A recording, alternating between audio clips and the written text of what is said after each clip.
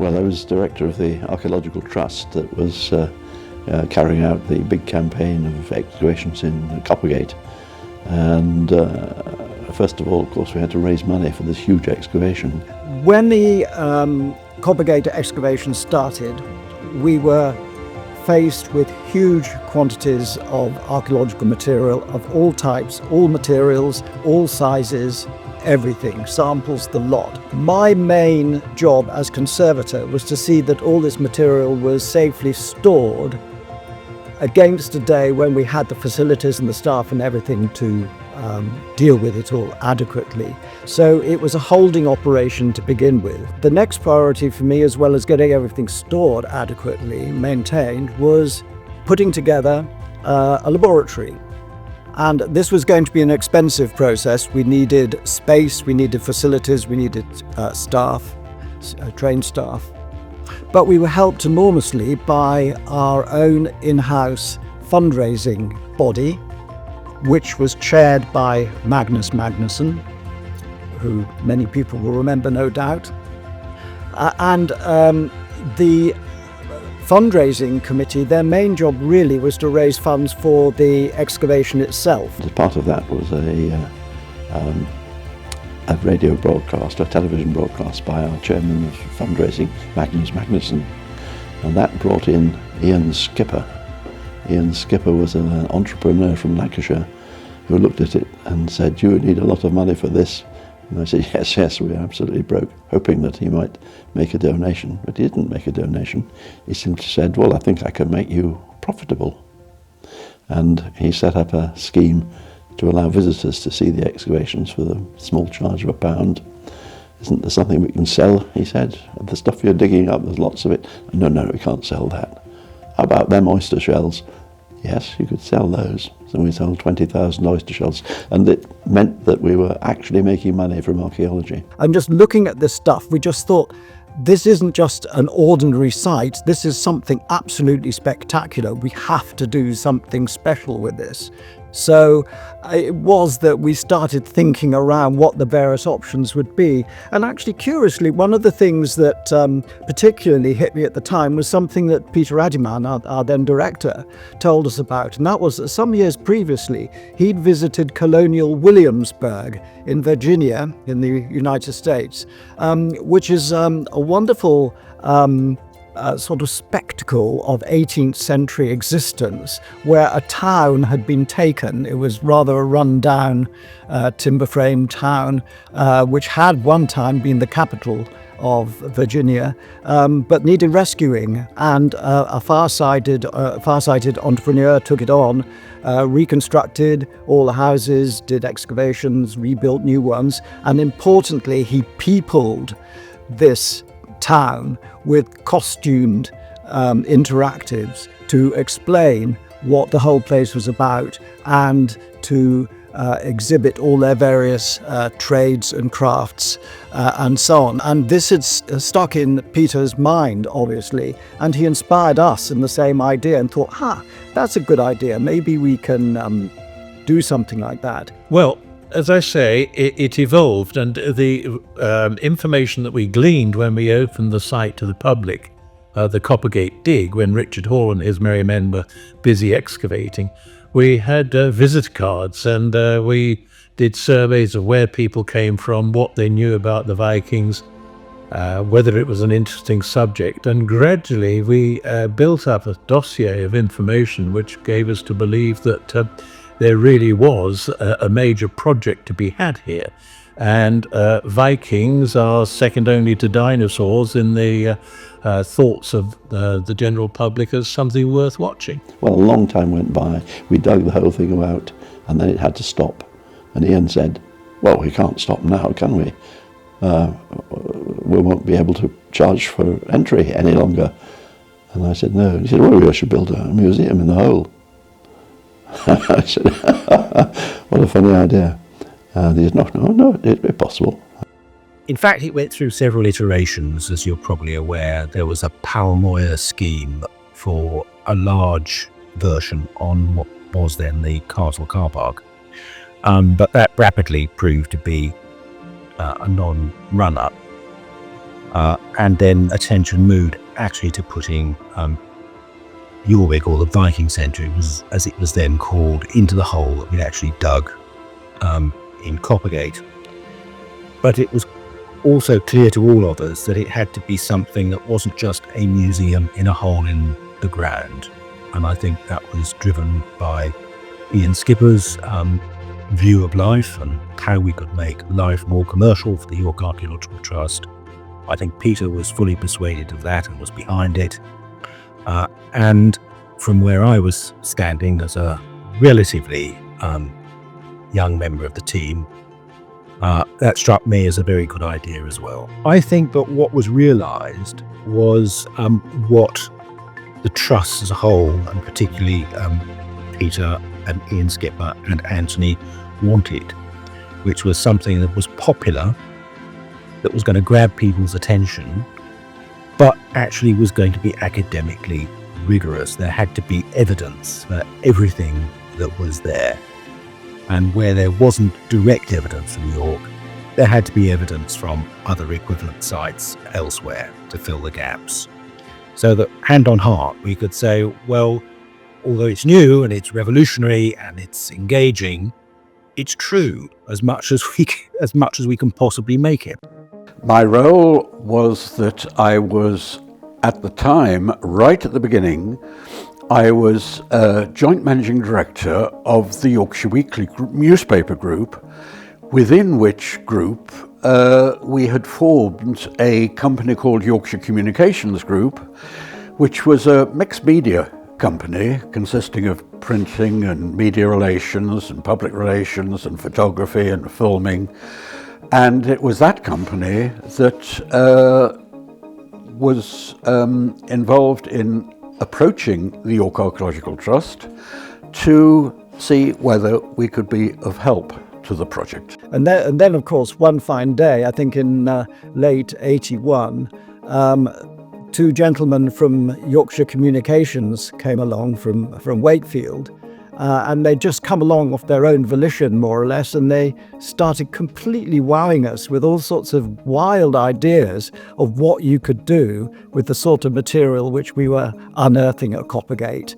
And then we took it on from there, and those particular gentlemen were the main organisers of our final displays at JORVIK. The archaeologists knew that they wanted something that linked present day to the past, but they had no idea how to do it. And there were a lot of really pedantic ways of doing it, but I wanted something magical.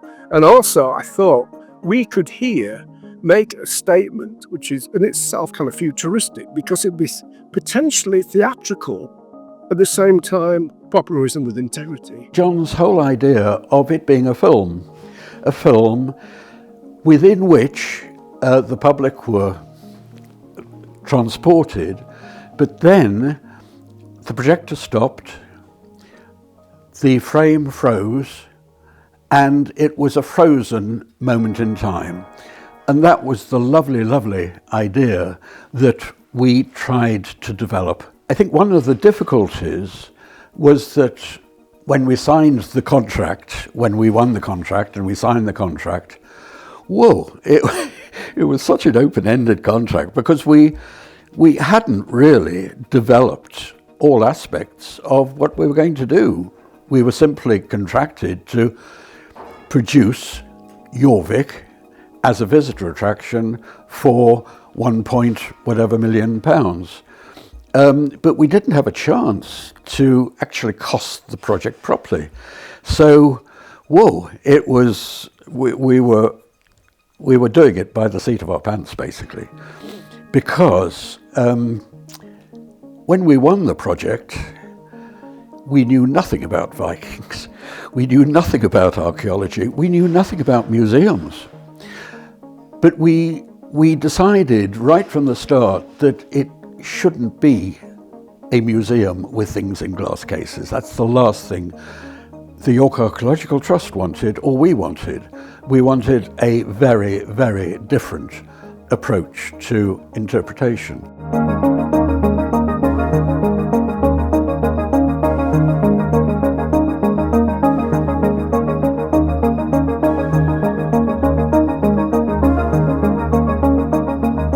I was lucky enough to be a student at York University, and I was reading archaeology. And in my final year, I was digging on Coppergate, which was absolutely wonderful. So I spent a lovely summer on the site at Coppergate, doing everything from excavating Viking buildings to processing finds and talking to visitors, the many, many visitors who came, which was wonderful. And then not too long after that, I graduated and was looking for a job, and I answered an advert in a newspaper which sounded quite mysterious, and I was interviewed by John Sunderland and Colin Pyra, and they said to me afterwards, you were just the perfect person that walked into the room at the right time with the right sort of knowledge and background. We were finding all these different types of archaeological data, which we were having studied by all our specialists at York Archaeological Trust. So we had the archaeologists themselves, we had the finds researchers, sure, but we also had environmental archaeologists.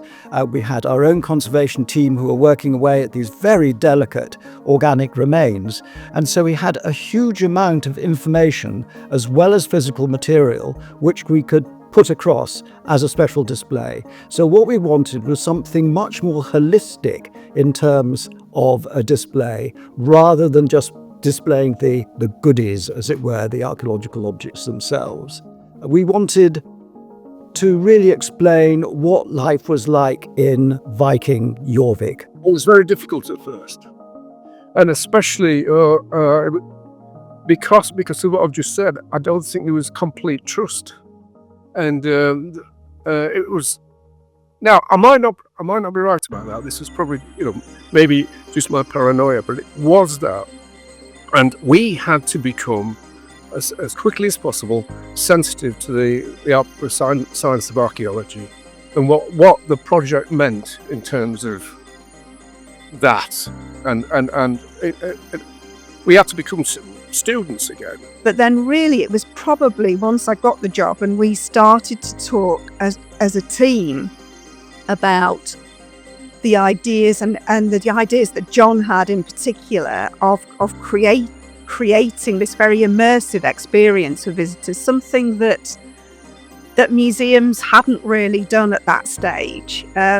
So he wanted to take visitors literally on a journey into the past. And that was always his concept.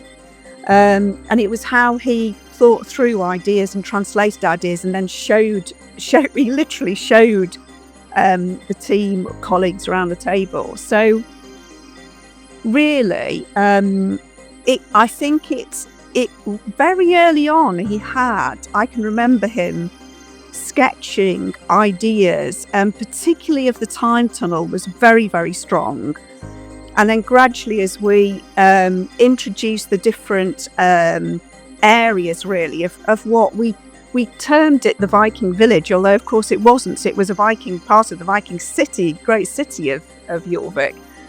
But as we gradually got information, I would sort of translate the technical reports, and I'd literally sit with John at his drawing board, talk him through this, and he'd be saying, what does that mean? How does that work? And how might that happen? So we got involved in all sorts of existential and abstract ideas, and I used to go along to have meetings with the archaeologists, and sometimes I would go with these kind of airy-fairy ideas.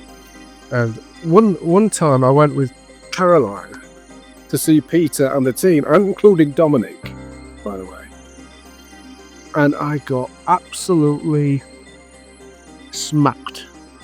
They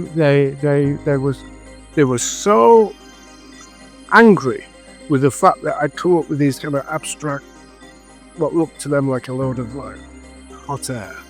It wasn't hot air, but it was so different. And at one point we nearly lost the project, because by the time we got back to our base in Wakefield, where Colin was, Peter Adamant had rung Colin and basically told him if things didn't get better in a week, that would be it. So, can you imagine that for pressure? So, anyway, it was all right in the end. Thank God.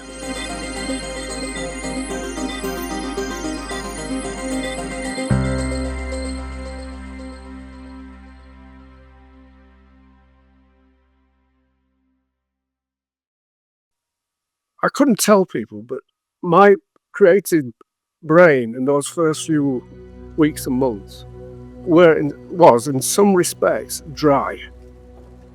I was terrified. I thought, I can't, especially the time tunnel, what on earth can it be?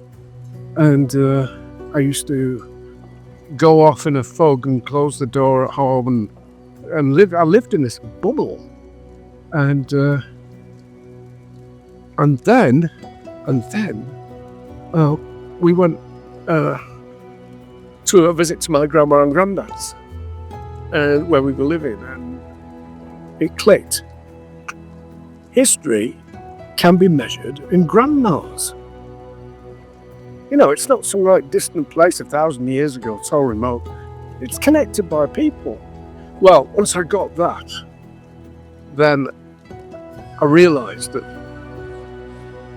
it would be possible to make sense of it to everybody simply by having, as it were, ghosts of the past, that 1,000 years, coming towards us from the past.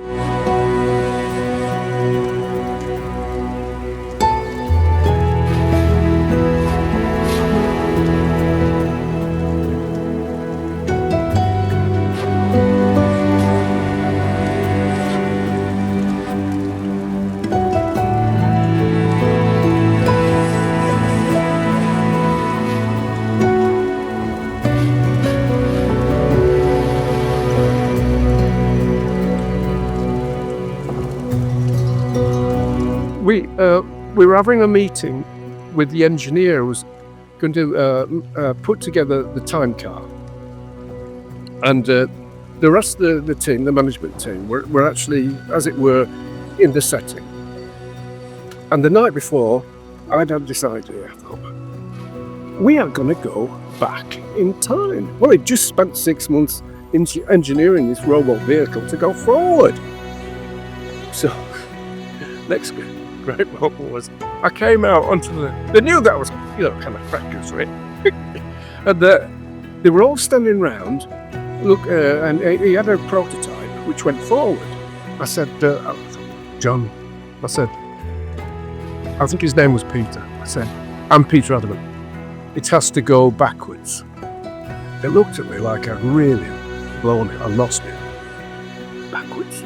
I said, yeah, and not only that, it's got to get, once it's travelled 1,000 years in time and arrived in the exhibition where the reconstruction is, past the line of people, all the way down the time tunnel, it's got to be one continual thing that links together. Then it must turn around. And that's when we'll show, for the first time, the full reconstruction of this section of the orbit. They were so meticulously done. Well, they were absolutely gobsmacked, the rest of the team. Anthony, Peter, Colin, they were like, oh, God. But I was adamant. I thought it'll be such a novelty, such an extraordinary idea. The time tunnel eventually finished up with the time tiles going backwards to emphasize the element of receding or going backwards in time. So that was not in the original design, and we rather bounced that on Peter Millward, who designed the time cars. He coped with that magnificently. But there were several design proposals for the time tunnel, and that was in a way one of the most difficult things, and also the soundscape within it.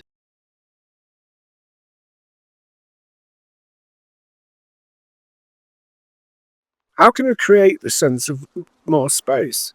And it happened to me. I was in my study at home, and I heard our youngest child, Adam at the time, crying. I thought, I know that he's in a room, another room, somewhere else in the house, and that was it. to use things like sound not just as effects or mood or atmosphere, to use them as part of the design concept.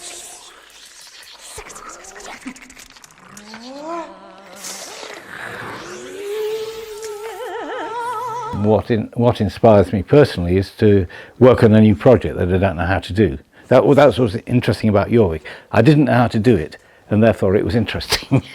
And so John and a couple of other people from Jorvik, I can't remember, I can picture them, but I can't remember their names now.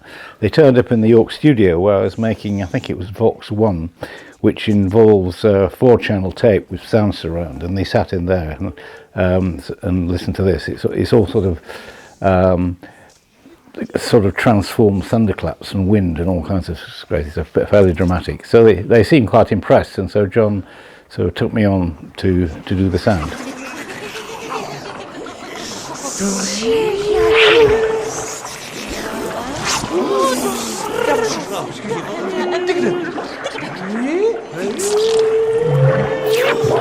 The main problem was you have this big empty space with flat walls, which is an acoustic disaster starting off, and that's the first thing you have to deal with. The second thing is, well, the actual storyline of the centre was set by the visual design, and so you had to think, how will sound fit into that in some way?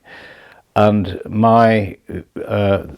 so the two answers to this question, one is I want the sound to be localized. I thought if you try and play sound to the entire space, there'll be no detail in it, and it'll get lost in the space.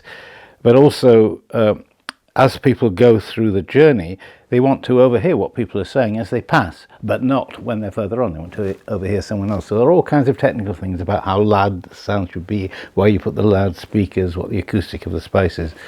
So I had to go and make my case that what we needed here was a lot of loudspeakers, not just some big like rock music rig, but a lot of small high quality loudspeakers that would allow us to project sound locally as people in a local acoustic area as people pass through, so you would overhear different things going on in the space. And there was one funny story about that. There was a point where they had this big wall hanging in the space, and a decision was being made to take this down, and I said, no, you can't possibly do that, because the acoustic of the space, it'll ruin the acoustic of the space, because it has these flat big flat plastered walls, and you can imagine what the space would sound like. So the hanging sort of is really important from an acoustic point of view. So sometimes the acoustics interfered with the visual design.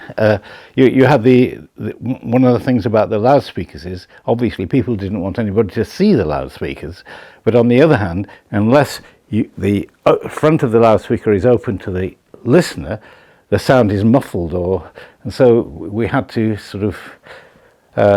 negotiate quite a lot about where to put the loudspeakers, how to disguise them, yet not disguise them, and so on.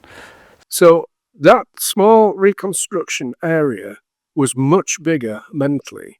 And the other thing was, goes hand in hand with this. Having the time cards meant that we could make the entire exhibition seem so much larger, because we controlled where people were and what they were able to see. So it was absolutely brilliant to have them in the car. They were in effect like film cameras, each one their own lens. They could only see this and see this. I knew exactly the way I calculated the way the cars moved and the sound that came over them in terms of the narrative, and then the sound effects. It was a completely different dimension to if we hadn't done that. We still wanted an element of movement from an audio point of view. So the soundscape in Jorvik still continued to happen, even though it was a frozen moment in time. So we had a whole bank of endless tape machines creating all the various different aspects of the soundscape in Jorvik. So there was the baby crying, there were the geese cackling, there was the sound of the boat at one end, the sound of pigs.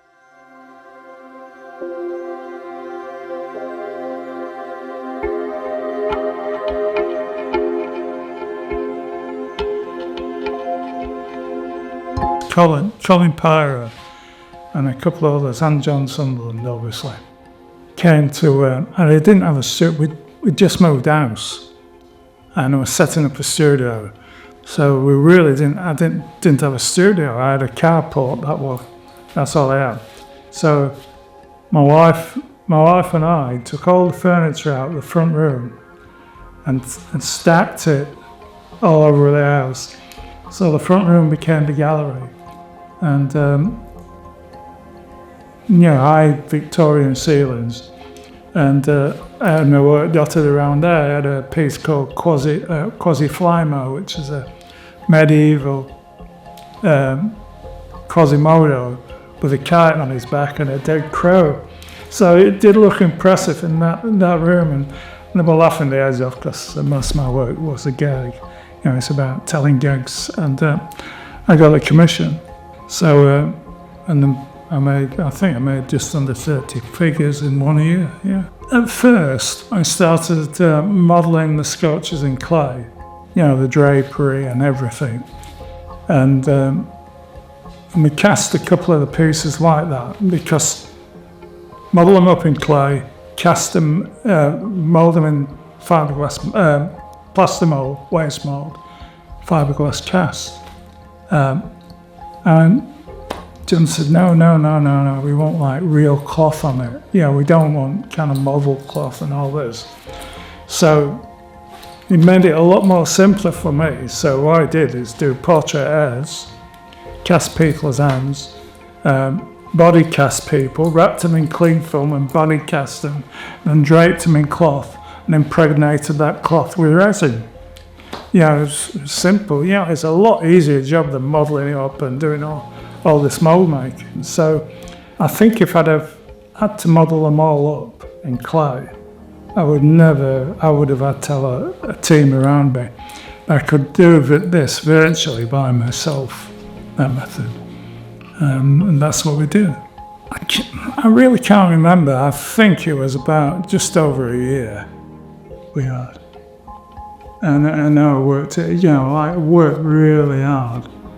And I remember working through the miners' strike as well, that coincided. So I got a couple of lads, ex-miners, living in a mining town, ex-mining town, to help me out. But, and my cousin helped as well. I remember going to York Archaeological Trust, just to have a look at, like the jewellery, all the brooches as well, and some of the material.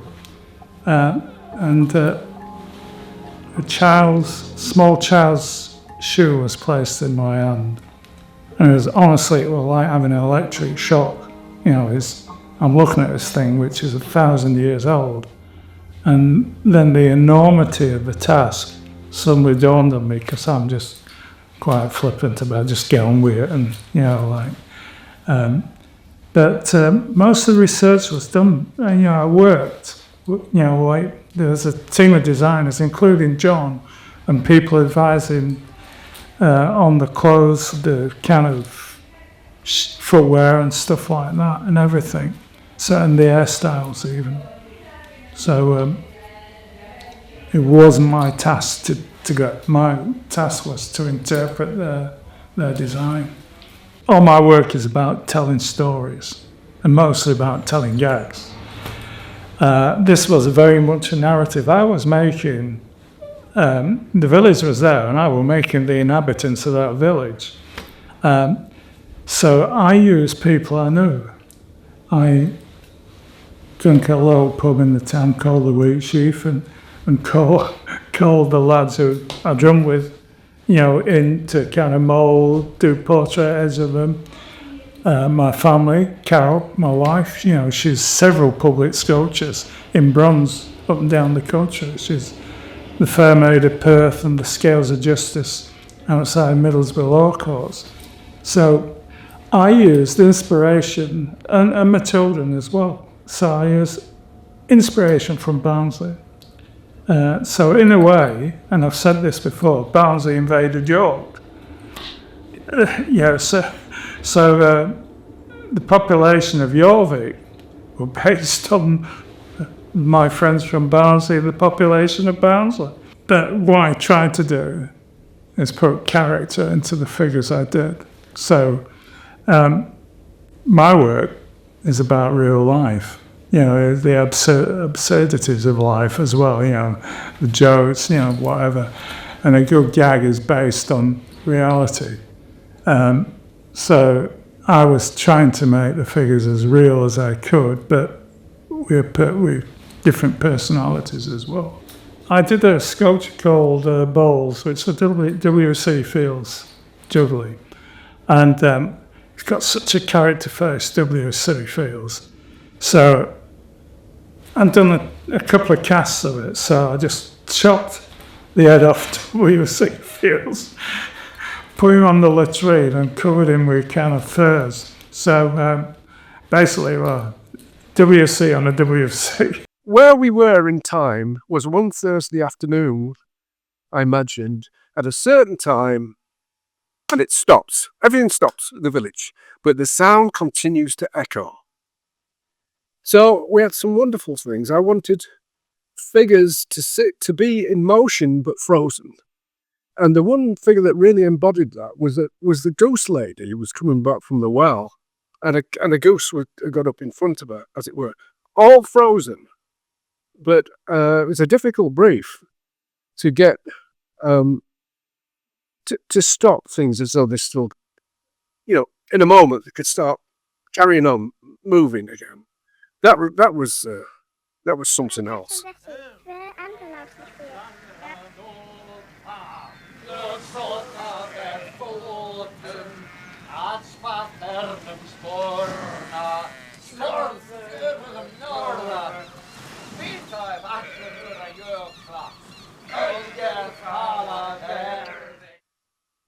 We ended up employing that company. I think it was called Dale Air.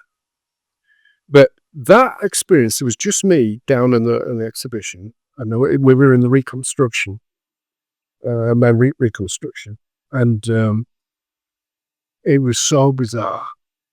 I said to him before we decided everything else, I said, and what we want is a bit unusual, Mr. Dale, if it was Mr. Dale. We don't want good smells, we want foul smells. Well, he looked at me. He said, well, I've never in my life. Wow, bad smells, you say? I said, yes. He said, well, my goodness me. He said, well, before we go to bad smells, would you like to smell some of the nice things we make? It turned out that they made pleasant smells for things like bread shops, would you believe? For spraying in cars when they were new from the showroom. Astonishing, interesting stuff. Oh dear. And he was literally gobsmacked. In fact, we had a great fun with smells. The area down by the river, as you went by in the little car, I had 3 or 4 fishermen gutting fish. Well, you want a fish smell, don't you? There, bunnies, fish smell, to give that atmosphere without saying it's smelly down by the riverside. You subliminally take in the fact that you're in that environment. And there were various other smells too, blacksmiths, just pong as the blacksmith works.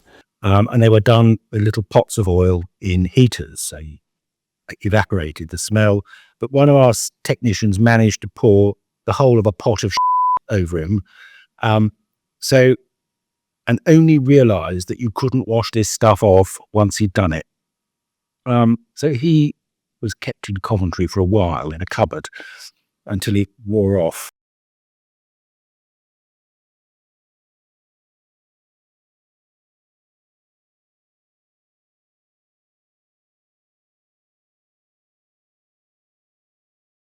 My role in the creation of Jorvik, behind the scenes, really. I was making sure that objects were available for replication for the set. I was running about getting finds transferred to people who were studying the finds. I was helping with the conservation team, getting things to them to do the condition reporting for that. And I was helping a little bit with press and PR. But one thing I haven't actually talked about, that I haven't talked about so much so far, is the archaeological timbers, which really did give us a lot of headache to begin with. And the laboratories that we put together, especially for Coppergate and then JORVIK, had a large space dedicated to these big heated polymer-filled tanks, which you needed to conserve archaeological wood. And archaeological wood, if it's been in the ground for a long time, loses a lot of its substance, and it's replaced with water. So what you find is large lumps of very soggy wood, which isn't very strong, and if you let it dry out, it just cracks and shrinks and falls apart. So the treatment of wood is quite delicate and quite long term. And one of our problems at JORVIK was that the displays of timbers were put in the very last thing, because that area was quite late in development, and I didn't want the timbers to go in there before the construction work had finished, just for safety and dust and so on and so forth. And so it was only within a couple of weeks of the opening that we actually put the timbers in, and I'd had to abort the treatment a little bit early in order to have them available. And so these timbers still contained a certain quantity of water, which shouldn't be allowed to dry out too fast once they went into the air-conditioned air in JORVIK.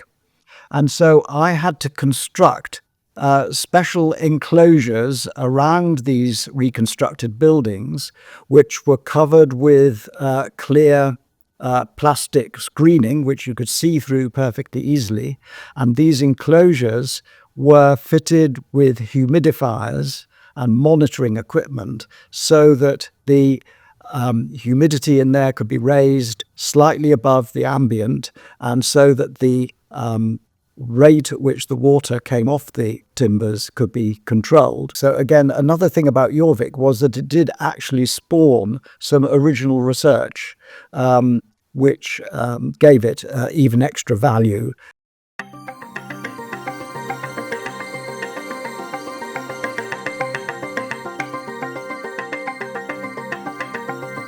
The team consisted of joiners, prop makers, sculptors, costumiers, set dressers, but they have never been involved in anything like JORVIK before. In fact, nobody had. JORVIK was an absolute first in so many respects. We had a damn good team. All sorts of disciplines which didn't necessarily have experience of working with each other. A lot of us were working on a project in an area that we'd never experienced before. So it was all, shall we say, pioneering stuff. But they worked together as a team, from the legal people in Leeds to the display and the engineering and publicity and the marketing and the retail side. So it gelled, it did, and I was very, very pleased to have had a part of that process. Well, it was huge fun. The dynamic was brilliant. We all had so much fun. Everybody was totally committed and passionate about the vision. We all shared this really, really strong vision. I think the archaeological team really shared it, and John Sunderland had really conveyed it very strongly and stuck to that vision. So we all very much shared that, and because of it we were just passionate, but we had great fun. It was all concrete and breeze block had become thatch and wattle and daub and wood and been populated with people.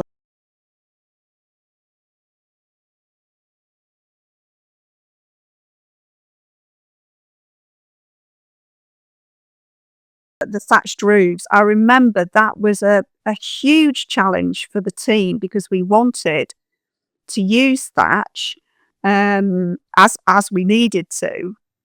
But as you can imagine, for example, the fire officer and the health and safety officers were mortified when we said, we want to put lots of thatch down in a basement and lots of people going through and so on. So there was a lot. I think people would be very surprised at the amount of research and development and testing that went, and sometimes for quite mundane things, but that went into creating JORVIK. The other huge concern throughout was that from a health and safety point of view, from a fire regulations point of view, we were only allowed to have 40 people underground in the attraction at any one time, partly because the thatched buildings were potentially very, very dangerous in terms of fire requirements. So throughout the whole thing, right up until the last minute, when the fire inspector came round with a cigarette lighter trying to light the thatch, where we relieved that actually the thatch didn't catch fire and we could open. But that was a last minute incident and a last minute worry, but we overcame it.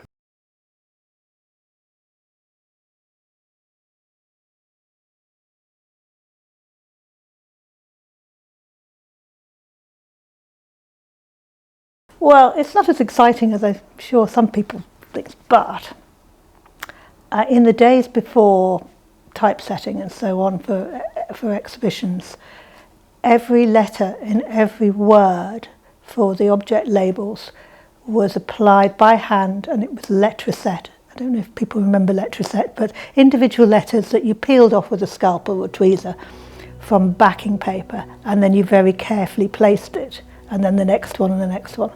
There was never enough consonants, never enough vowels, but you could be quite creative, because if you took a V, you could invert it and make an A, and if you took an R, you could scribble something out and you had a P, and there was a lot of creativity going on with the labels as well as putting the objects in.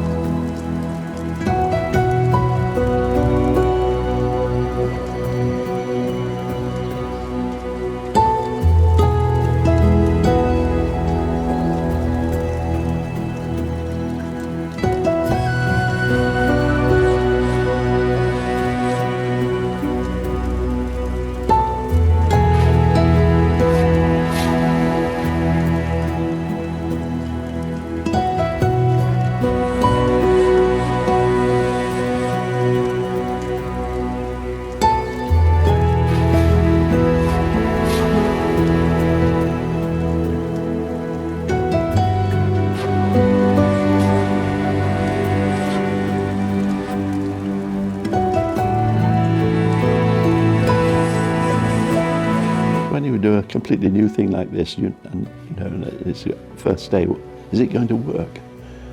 Well, it almost didn't. The little cars that went round went backwards initially in time. When they got to the JORVIK reconstruction, they stopped and then they went forwards through the Viking Age. And we found at about 8 o'clock the night before that the cars kept sticking where they should have turned. And my vivid memory of the opening of that day was a little team, including Mr. Skipper and myself, and we dug a hole in the concrete floor I'd realised that it was getting stuck on the concrete, and we inserted a block of smooth substance. I remembered that there was a firm over in Stamford Bridge that made this stuff, and we got the manager out at night. He came over with a lump of the stuff, we put it in the floor, the cars moved, and it worked. And that was 3 a.m. So 3 a.m. the night before, it was touch and go as to whether it would work. I was sitting in the security office, to which were remoted all the security cameras round the display and everywhere within the basement. So I could saw in real time who was where in terms of staff and where the cars were. We opened, as I recall, at 9 o'clock in the morning, and I did a countdown, Cape Kennedy style, 9, 8, 7, 6, 5, and then doors open, a bit like a sort of in a lift, and it opened. It was only about half an hour later that I was able to go upstairs and look out of the office window and see a huge queue around the square. And I thought, my goodness, we've really got a tiger by the tail here. But it was a fairly tense moment. We had, of course, experimented with groups beforehand who tested the ride systems and the fire escapes and all the other bits and pieces.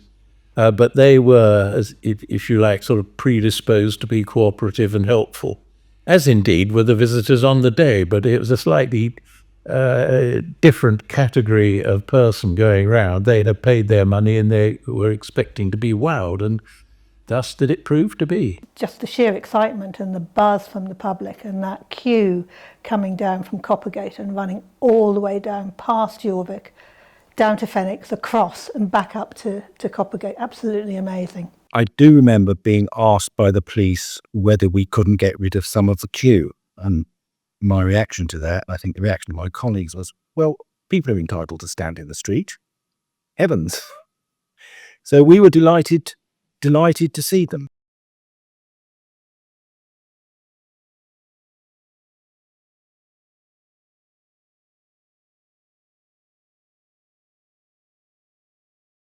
The second part was the VIP opening in May that year, when we had the head of our patrons, chairman I suppose he was, who was Prince Charles, as he then was, and he came with his detectives and other VIPs, the Lord Lieutenant of Yorkshire and all sorts of other people, and they were sent on a ride around to experience the whole thing from beginning to end.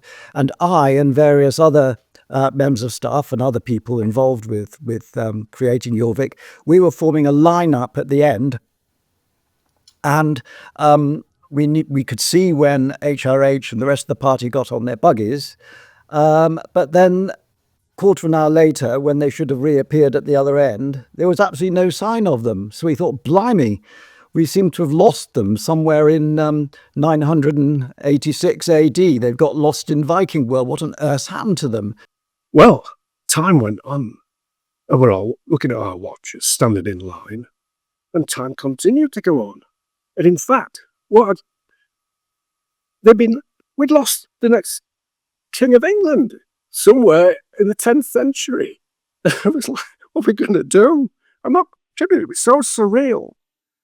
And what had actually happened was that, very quickly, what had happened is that we didn't know that the pressure sensors on the car were so sensitive that upstairs, outside of the sky, there was a thunderstorm. And that small change in atmospheric pressure stopped the cars from moving round. It never happened before.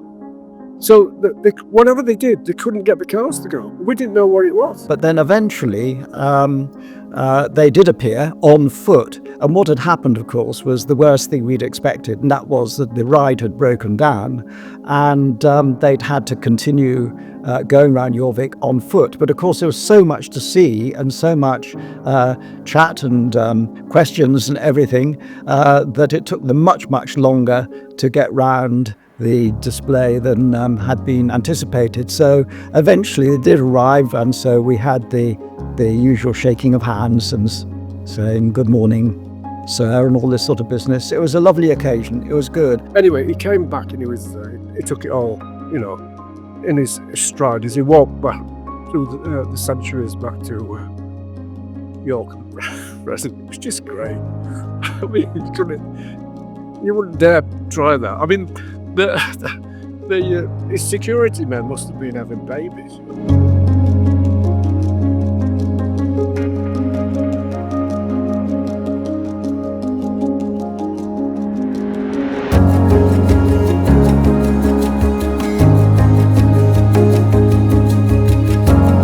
It was an instant success, and this again was to do with the highly effective PR team that we had, who were pushing out news about Jorvik and Vikings all the time.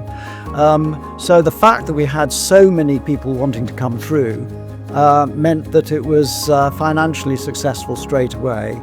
So not only was Jorvik able to pay off its loans, it also meant that York Archaeological Trust had a financial buffer so that we could keep the archaeological team together that had dug Coppergate and now had all the Coppergate research to do leading up to publications and so on. Well, I mean, we have had tremendous visitor numbers. And one thing, we had retail sales per square foot which were greater than Marks and Spencer's in Oxford Street. I mean, with all the millions of visitors and they continue to be a great success and all that, no, people, how could it possibly, fail? But it could have done. And the archaeologists, Peter Adamant in particular, but the rest of them, the senior ones, they would have been ridiculed if it had failed. They would have been, and I'm sure that their careers would have been over.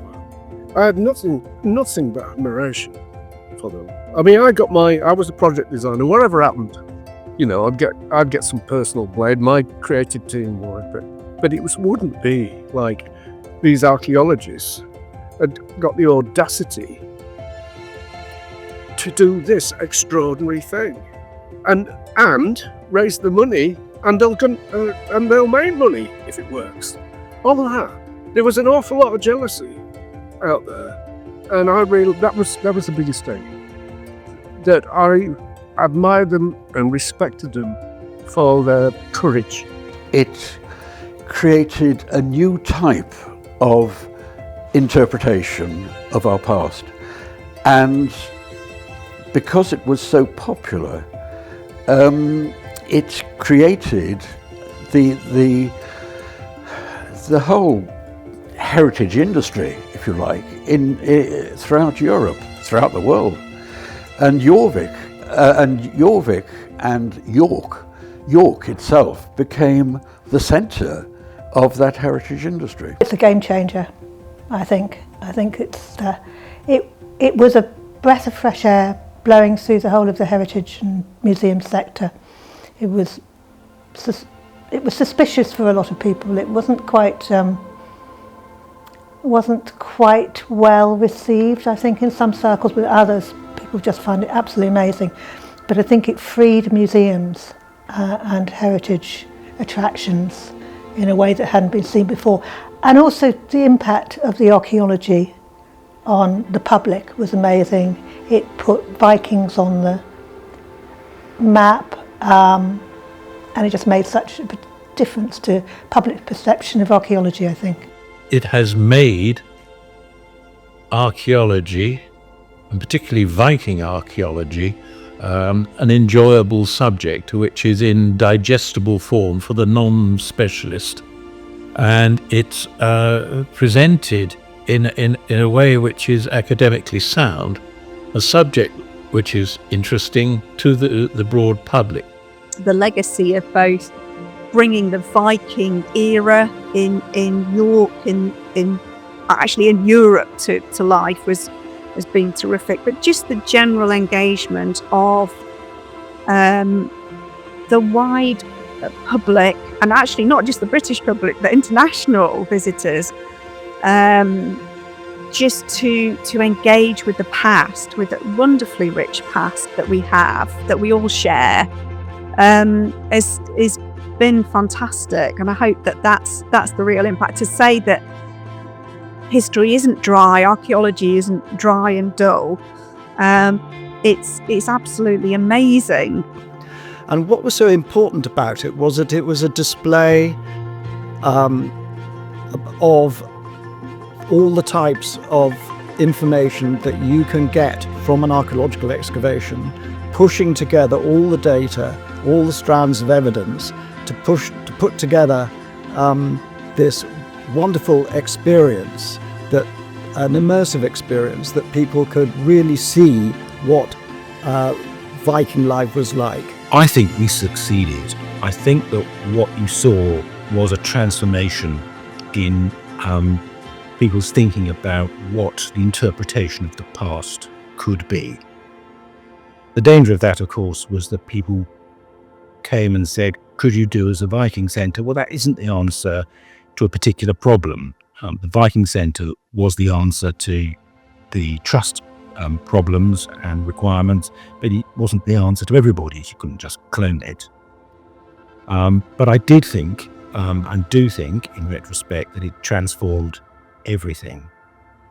And the other important thing I think it did was to do what Ian Skipper had always said, which is you can make money out of archaeology. But it also enabled YAT to start up one or two other projects which came after JORVIK, like the Archaeological Resource Centre and Barley Hall and those sorts of things. So JORVIK had a really very, very important future for YAT, and I guess in a sense it was one of the reasons why YAT wanted to do it in the first place. I was proud I was part of it because of the impact it did have. Nobody knew the impact JORVIK would have at that time. And it's 40 years now since it happened, and I can't believe it, but it's very much part of my life. And I met people there that you realise these people are kind of, I mean, John Sunderland, I've said this before, you know, I thought John was an absolute genius. Some of his visions are unbelievable, I mean, right out there. And he did make them work. You know, like, he made me work. And what I did then were part of his vision, not mine. I got this huge commission, and that enabled me to kind of move forward and develop my work, my own work. And that's what I've mostly used commissions to do since. I had an interesting relation with it because after JORVIK, the team asked me to participate in another project, and that would have meant that I would be in control of the budget and all kinds of things like that. Well, A, I'm not interested in being in control of budgets, but B, I felt I've already done a museum. I don't want to do another museum because I tend to look for new projects to do. It's probably the best paid work I've ever had. As a composer, I get grants from all over the world, but doesn't compare with being paid for the work on JORVIK. So, and the other main thing, I suppose, from a slightly more personal point of view, is that we had a first-rate laboratory with a good staff, and we were able to keep going, and because we were there, we got quite a bit of notoriety, and so we got contracts, consultancies, all these sorts of things within my department, which kept us going forever and ever. And in fact, my department still prospers very well at York Archaeological Trust. We're still doing the same sorts of things, and conserving archaeological timbers in particular is one of our specialisms that we're able to offer on a national basis to anybody who has archaeological science finds needs that sort of attention. So those are the main products, I think, from JORVIK. And that kind of launched me on another trajectory, which was interesting. So it was I really enjoyed working for the Trust. I thought JORVIK was a fantastic project.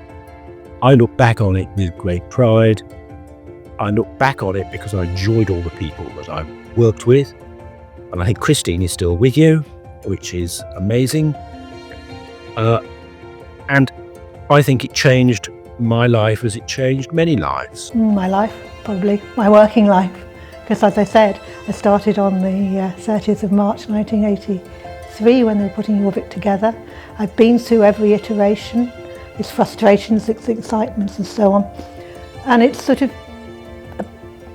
sounds a bit strange to say, it seems a bit like me, but you know, we started off with an idea and that's grown. And I've grown over the years with JORVIK and through its different iterations. And I think it's one of those places which people love and you have to be so careful not to tamper with, but at the same time you want it to be organic and grow and be there for the next generation.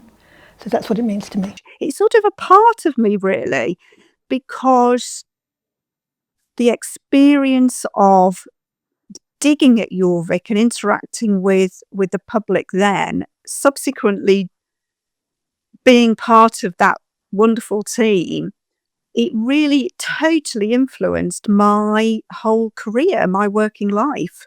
And I still work in public engagement with the past. In my life, I've done several things. I was in the military and done things there, and subsequently. But without doubt, the whole JORVIK project, which in my case spanned 7, maybe 8 years, is a very key point, and I'm very proud of the achievements which the team of which I was part have made, and it's a lasting benefit financially to archaeology, of course. JORVIK, for me, was just a totally amazing experience. It was a huge risk from my personal point of view, in that there I was as joint managing director of a weekly newspaper group in Wakefield.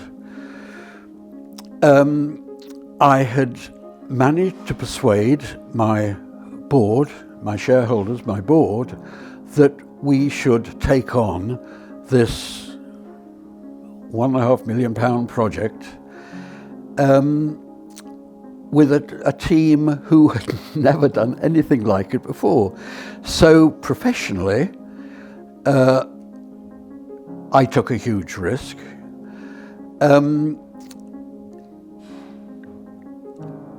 The whole experience of creating JORVIK was just utterly amazing. Before JORVIK, I had a full head of hair and it was brown. After JORVIK, it was grey and I went slightly bald. But it was a worrying 2 years, but an amazing 2 years. And I wish I could do it all again because it was absolutely fantastic. And JORVIK, to me, for me, was a gateway to a new, very fulfilling and wonderfully creative life that, after JORVIK, enabled me to get involved in over 1,000 museum and attraction projects worldwide. And thank you, JORVIK, because it's been an amazing 40 years of my career. Well, yes, I mean, I spent 30 years or so of enjoying the Viking Centre, but I did a lot of other archaeology along the way. It became part of the life of York, and I enjoyed it enormously. But inevitably, you grow old and you retire. And so I retired, and bless them, the York Evening Press produced a headline and this placard.